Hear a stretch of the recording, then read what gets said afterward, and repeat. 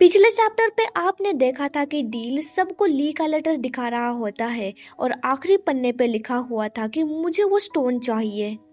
अब यहाँ से स्टोरी को आगे कंटिन्यू करते हैं। अगले दिन हमें एक जगह दिखाया जाता है जहाँ पे मेहमीस ईवी के साथ पहुँच चुका था। मेहमीस कहता है क्या यह आइलैंड हवा में तैर रहा है, जिस पे ईवी कहता है जब एनोविस ने तुम्हारा रूप धारण किया था तब उसने हमें न्यू पॉलिसी को इम्प्लीमेंट करने के लिए मना किया था और हम लोगों ने उसकी बात भी सुनी थी, पर हम लोग सीक्रेटली उसके ऊपर नजर रख रहे थे। और फिर हमने इस फ्लोटिंग आइलैंड को डिस्कवर किया जो अचानक से इस रेगिस्तान में अपीयर हो गया। तब से इसकी गतिविधियों पर कड़ी नजर रखी जा रही है। मेहमीस पूछता है तो फिर हम लोग ऊपर कैसे जाएंगे। ये सुन के ईवी कहता है जब ली ने लड़कियों के कपड़े पहने थे तब हमारे स्पेशल फोर्स टीम ने उससे कुछ सीखा था। इसके बाद हमें दिखाया जाता है हैंग ग्लाइडिंग की मदद से मेहमीस अपने कुछ आदमियों के साथ फ्लोटिंग आइलैंड पे पहुंच चुका था। वो सोचने लगता है ये कौन सी चीज है जो कोहरे में ठीक से दिख नहीं रही है, क्या ये सिटी का खंडर है। इसके बाद सीन शिफ्ट होता है डील के ऊपर। अभी उसके हाथों में ली का नेकलेस था। वो सब लोगों से कहता है आज हम लोग यहाँ पे इसीलिए इकट्ठा हुए हैं क्योंकि मुझे तुम सब लोगों को एक बुरी खबर और एक अच्छी खबर सुनानी है।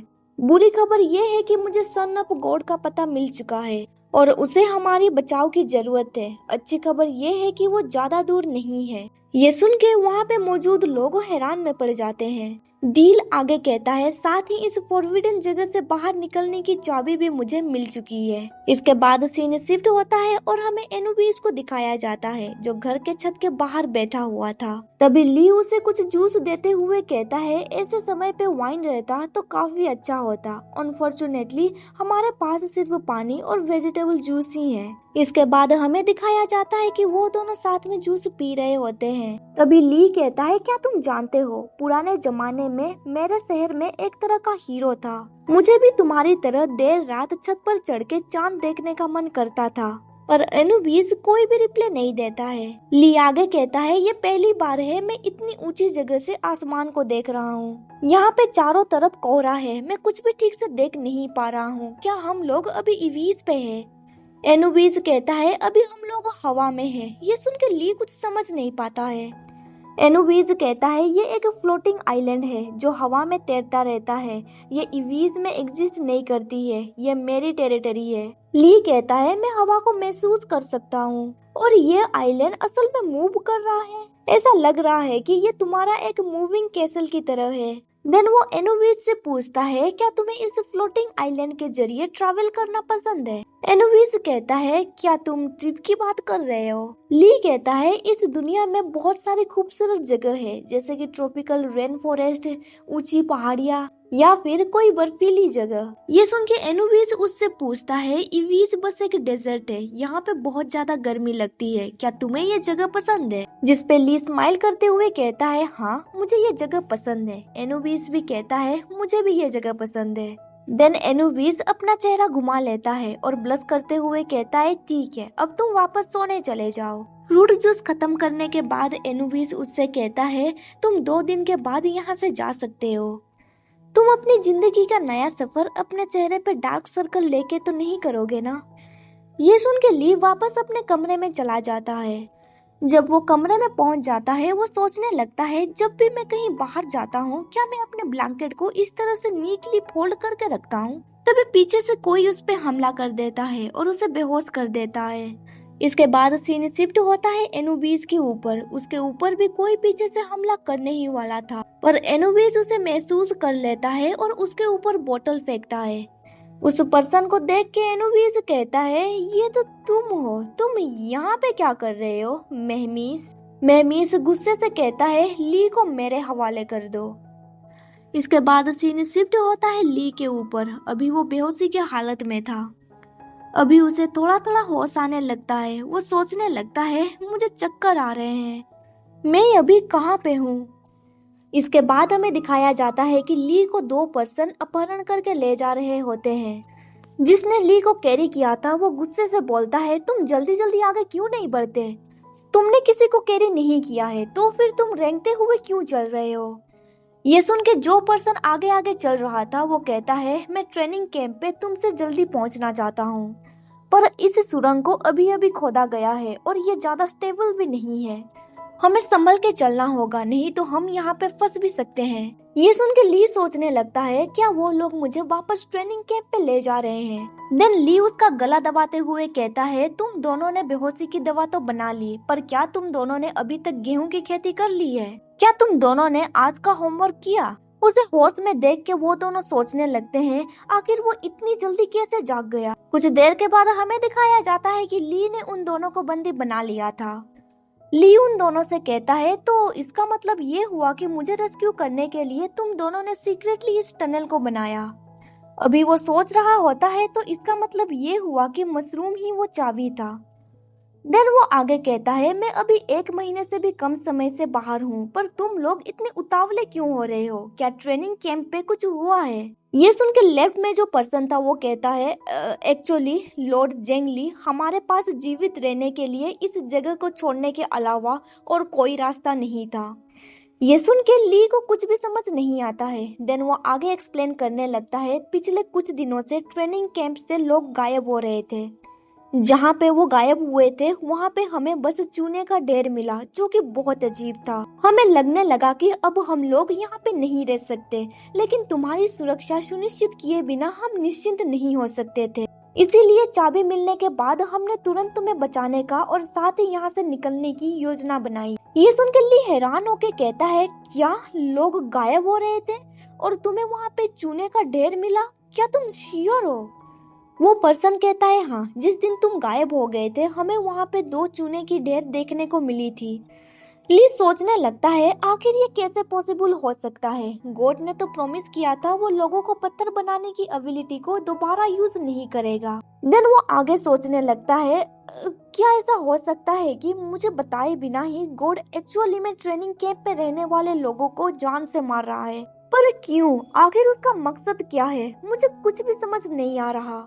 देन ली उन दोनों को अपने साथ ले जाते हुए कहता है, कुछ तो गड़बड़ है, मेरे साथ वापस चलो, हमें उसका सामना करना होगा। राइट में जो पर्सन था वो बहुत ही ज्यादा घबरा जाता है और कहता है, पर वो डेविल बहुत ही ज्यादा डेंजरस है, क्या तुम सच में? पर कुछ देर बाद उन्हें पता चलता है कि उनका रास्ता तो ब्लॉक हो चुका है। राइट वाला पर्सन कहता है, ये कैसे ब्लॉक हो गया? हम लोग तो इसी रास्ते से वापस आए थे ना, ये इतनी जल्दी कोलैप्स कैसे हो गया? लेफ्ट वाला पर्सन कहता है, अगर ये कोलैप्स होकर ब्लॉकेज हुआ है तो फिर ये इतना टाइट क्यों है? ली को सब कुछ बहुत ही ज्यादा अजीब लगता है। वो उन दोनों को कहता है, यहाँ की खुदाई करो और मुझे सब कुछ बताओ। इसके बाद सीन शिफ्ट होता है डील के ऊपर। अभी वो सब लोगों के साथ ट्रेनिंग फील्ड पे था। उन लोगों के सामने फिर से एक चूने का ढेर अपीयर हो गया था। इसके बाद हमें एक फ्लैशबैक दिखाया जाता है। एक पर्सन दूसरे पर्सन को मार के घसीट के वहां से ले जा रहा था। उस पर्सन को हटाने के बाद वहां पे चूने का ढेर रख दिया जाता है। आखिर ये किसका काम हो सकता है? ये तो हमें स्टोरी के आगे ही पता चलेगा। एक पर्सन चिल्लाते हुए कहता है, हमें फिर से एक चूने का ढेर मिला है, जल्दी से सब लोग यहाँ पे आओ। ये सुन के उनमें से एक पर्सन हैरान होकर कहता है, क्या चूने का ढेर फिर से मिला? ये लगातार हो रहा है और आज चौथा दिन है। वहाँ पे डील भी ये सब कुछ देख रहा होता है, पर उसके चेहरे पे घबराहट की बजाय मुस्कान थी। ऐसा लगता है वही सब कुछ कर रहा है। एक पर्सन कहता है, हमें काउंट करना होगा, आखिर कौन लापता हो गया। इसके बाद सीन प्रेजेंट में शिफ्ट होता है और हमें डील को दिखाया जाता है जिसके हाथ खून से सने थे। अभी वो सोच रहा होता है, कुछ दिनों पहले और आज के 3 लोग, इन्हें मिला के मेरे पास काफी खून इकट्ठा हो गए हैं। इससे पता चलता है कि बाकी के जो लोग गायब हो गए थे असल में उन सब के पीछे डील था। वो अपने हाथों में लगे खून को साफ करते हुए सोचने लगता है, मुझे नहीं पता कि सटर का समनिंग सेरेमनी की जगह को किसने चुनी थी, लेकिन वो एक चट्टान के किनारे एक गुफा में थी। वहाँ पे सिर्फ कुत्ते ही जा सकते थे, पर देखो नतीजा क्या हुआ। कुछ गधों के समूह ने अनएक्सपेक्टेडली एक गॉड को समन किया जो उन्हें दुश्मनों की तरह देखने लगा, जिसकी वजह से गॉड ने पूरी टीम का सफाया कर दिया। मुझे उम्मीद नहीं थी कि मैं अकेला बच जाऊंगा। मुझे नहीं पता ये वरदान है या फिर अभिशाप। देन वो आगे सोचता है, पर मेरे पास और कोई रास्ता भी तो नहीं था। द लिसनर का पुनरुत्थान सिर्फ मुझ पर निर्भर है। ओरिजिनली मेरा प्लानिंग ये था कि एक अपॉर्चुनिटी के जरिए मुझे पैलेस में एक पोजीशन मिल जाए ताकि मैं मेमीस और बाकी लोगों के करीब जा सकूं। मैंने एक्सपेक्ट नहीं किया था कि मुझे यहाँ पे डायरेक्टली लाया जाएगा। यहाँ पे मेरी मुलाकात सन ऑफ गॉड और गॉड से हुई। देन वो एक बॉक्स को ओपन करते हुए सोचने लगता है, अब तक छिपकर प्लान बनाने के बाद अब समय आ गया है, उन दोनों को थोड़ी देर के लिए एक दूसरे से लड़ने दो। उस बॉक्स में से स्टोन निकालते हुए वो कहता है, जैसा कि एक्सपेक्ट किया जा सकता है, तुमने मेरे हिंट्स को अच्छी तरह से समझा और तुम यहाँ पे इसे लेके आ गए मेमीस। इससे पता चलता है कि मेरा प्लान फुल प्रूफ है। इसके बाद सीन शिफ्ट होता है, हमें मेहमीस और एनुवीस को दिखाया जाता है। मेहमीस कहता है वो यहाँ पे ठीक हो सकता है, आखिर इसका मतलब क्या है? क्या तुम्हें लगता है कि मैं तुम्हारी बकवास पर यकीन कर लूं? मेरे लोगों ने तुम्हें ढूंढने से पहले इस जगह की खोज की थी, लेकिन उन्हें लीक कहीं पे भी नहीं मिला। ये सुन के एनुवीस कहता है, इसका मतलब ये हुआ कि तुम कुछ भी काम के नहीं हो। वैसे क्या तुम अपने सोर्ड को हाथ में पकड़ सकोगे? तुम मेरे गार्डन को खराब कर रहे हो। ये सुन के मेहमीस को बहुत ही ज्यादा गुस्सा आता है। देन वो अपने सोर्ड को कंधे पे रखते हुए कहता है, यहाँ पे आने से पहले ईवी ने मुझसे कहा था कि शायद ये कोई मिसअंडरस्टैंडिंग भी हो सकती है, पर जब ली तुमसे खेत में मिला था उसका रिएक्शन बहुत ही ज्यादा स्ट्रेंज लग रहा था और फिर किसी अननोन रीजन की वजह से वो बेहोश हो गया और उसका सोल भी कोलैप्स हो जाता है। वैसे ये ऑब्वियस सी बात है कि मैं उसका सोल को रिपेयर कर सकता था, पर तुमने मुझे क्यों रोका? इसके बाद ली ने खुद को कैसे रिकवर किया? मेरे मन में अभी बहुत सारे डाउट्स हैं, क्या तुम मुझे इन्हें एक्सप्लेन कर सकते हो? पर एनुवीज कहता है, मुझे तुम्हें एक्सप्लेन करने की कोई जरूरत नहीं है। ये सुन के मेमीस गुस्से से कहता है, हम लोग तो दोस्त है ना, क्या तुम थोड़ी सी ट्रस्ट नहीं दिखा सकते? जिस पे एनुबीस कहता है, पर अपने दोस्त को सारी बात बता देना ये तो जरूरी नहीं है ना। मेमीस गुस्से से कहता है, क्या तुम्हारे मन में मेरे प्रति कोई तीव्र भावनाएं हैं? एनुबीस कहता है, क्या तुम्हें अभी पता चल रहा है? जिस पे मेमीस गुस्से से कहता है, आखिर क्यों? तभी एनुबीस कहता है, हम लोग पहुंच चुके हैं। जब वो दोनों कमरे के अंदर आते हैं, एनुबीस सोचने लगता है, क्या वो सच में यहाँ पे नहीं है? तभी मेमीस को बेड के ऊपर एक कपड़ा मिलता है जिसपे खून लगा हुआ था। मेमीस कहता है, ये क्या है? ये देख के एनुबीस परेशान होकर सोचने लगता है, ये तो ताजा खून है, क्या उसे कुछ हुआ है? देन वो आगे सोचने लगता है, ये गलत है, उसने बहुत समय पहले ही ये कपड़े बदल लिए थे, तो अब ये यहाँ पे क्यों है? मेमीस कहता है, क्या ये इस बात का सबूत नहीं है कि तुमने उसे टॉर्चर किया? एनुबीस हैरान होकर कहता है, क्या टॉर्चर? मेमीस गुस्से से कहता है, उसने मदद के लिए सीक्रेटली हमें मैसेज भेजा था, अगर उसने ऐसा ना किया होता तो फिर मुझे कभी भी पता नहीं चलता कि उसे तुमसे खतरा है। मैं तो तुम्हारे ऊपर ट्रस्ट करने के लिए भी तैयार था। ये सब कुछ सुन के एनुबीस बहुत ही ज्यादा हैरान में था। वो कहता है, क्या उसने तुम्हें मेरे बारे में ये सब कुछ बताया? मेमीस कहता है, उसने अपने लेटर में क्लियरली लिखा था कि गॉड मुझे धमका रहा है और वो बहुत ही खतरनाक है, मुझे यहाँ से ले चलो। ये सुन के एनुबीस कहता है, क्या? उसे याद आता है कि कावा भी उस फील्ड में गया हुआ था। तब एनुबीस ने उससे पूछा था, क्या ली ने तुम्हें यहाँ पे भेजा है? पर कावा मना कर देता है। ये सब कुछ सोच के एनुबीस सोचने लगता है, आखिर कावा ऐसा क्यों है? देन वो मेमीस से कहता है, तुमने कभी मुझ पे भरोसा नहीं किया है ना? मेमीस सोर्ड पकड़ते हुए कहता है, टू बी ऑनेस्ट, अब से तुम और मैं दुश्मन हुए। देन वो उसे सोर्ड दिखाते हुए कहता है, अगर ली सही सलामत नहीं रहा तो मैं तुम्हें जाने नहीं दूंगा। एनुबीस कहता है, क्या तुम मुझे जाने नहीं दोगे? तुम इतनी बड़ी बात कह रहे हो?